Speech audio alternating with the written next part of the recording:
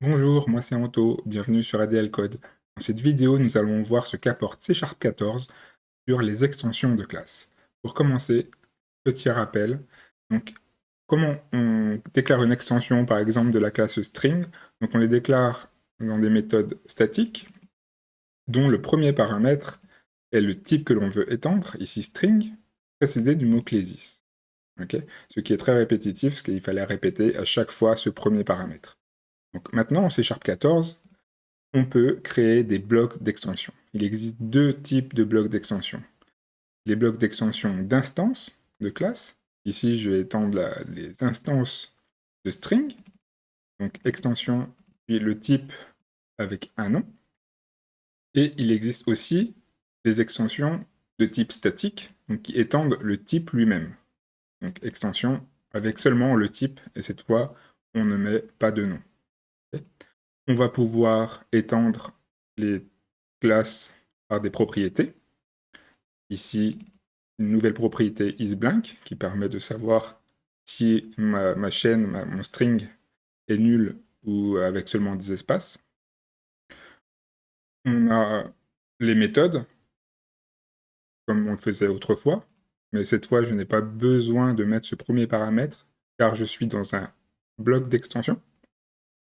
Et on va pouvoir également, du coup, étendre les types de type statique. Donc avec les blocs statiques, si j'ai une propriété d'extension de type statique, hello world, et une méthode statique.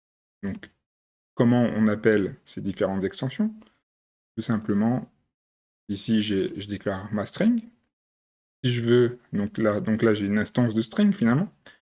Si je veux appeler la nouvelle propriété, j'ai juste besoin de d'appeler mon instance.isBlank, comme une propriété classique.